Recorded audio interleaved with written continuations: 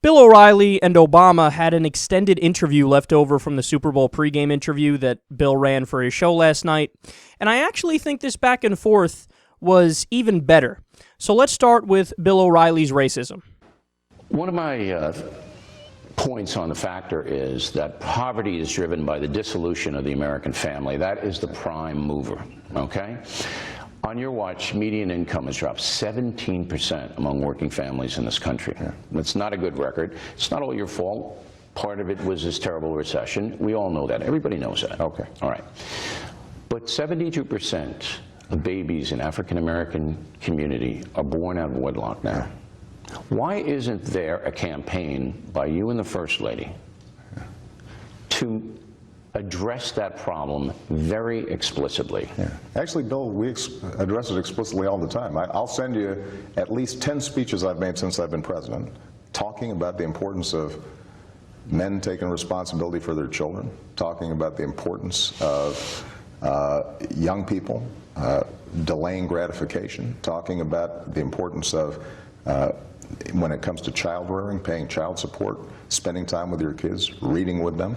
So whether it's getting publicity or not is a whole different question. But I don't see the pressure from the federal government to go in and say, this is wrong, this is killing futures of babies and children. Well, first of all, I've just got to say, Bill, we talk about it all the time. We'll continue to talk about it. We're convening, for example, philanthropists and business people city by city who are interested in addressing these kinds of problems at the local level.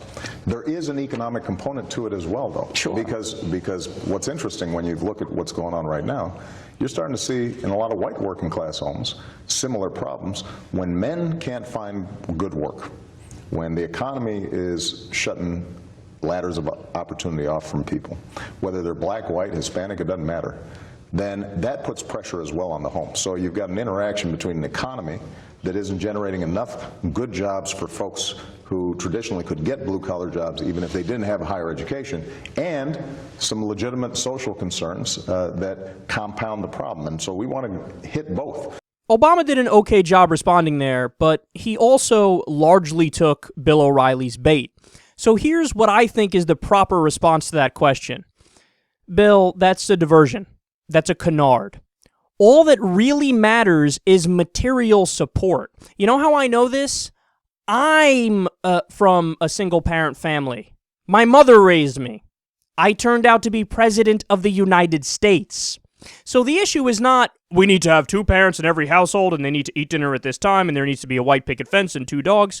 No, that's the old school belief system that's not actually backed up by evidence as to being superior over everything else. No, the thing that actually matters is material support. So whether it's 2 parents or 1 parent, as long as there's a material support, then you're going to be okay. And look, I also have personal experience with this because I have a unique thing going on. I experienced both. So my mother and father were together until I was about 13 years old, and then they separated and divorced. So I was able to experience the 2 of them there, and then later on just 1 of them there. But see, everything worked out okay because my father, I was either middle class my whole life or even at times upper middle class because my father owned a Chevy dealership at one point. He's passed away now, but and my mother was a physical therapist. So when they were together, okay, everything worked smoothly. But then when they were apart and I lived with my mom, everything was still okay because my mom made enough money as a physical therapist to support us and take care of us. So that's the issue. The issue is it has nothing to do with people's personal decisions or their personal lives. It has to do with the economy. It has to do with the fact that jobs don't pay enough in many circumstances, in the majority of circumstances, for single mothers to be able to afford to take care of kids. That's the problem. If they made enough money at their jobs because their jobs actually paid them what they're worth, then this wouldn't be an issue. But guess what? When you don't pay them enough and they grow up in an environment where there's no jobs, then the kids feel like they have no choice but to turn to the only option that's available, which is sometimes selling drugs or doing some other sort of activity which is not, affiliated with a highbrow society and a highbrow culture. So it's a swing and a miss, man. I don't like it when Obama or Democrats buy into the framework of the Republicans. that, oh, no, you're right, man, it totally got to be traditional family and this and that, and that's the problem, and we're working on it, and we're fighting that battle too. No, tell them why they're wrong. And the reality is, Bill O'Reilly, I mean, let's be honest about it, I think he's just a pure racist. I think when he asked that question, that's his way of saying to Obama, why can't your people get their shit together? What's their problem? It's clearly them. What's wrong with them? Something's wrong with them. And my question to Bill O'Reilly is, Bill, I know you think it's inherent in their blackness, because you always talk about, look at the statistics, black people are this. So you're saying it's inherent in their blackness when you say that. That's what the implication is.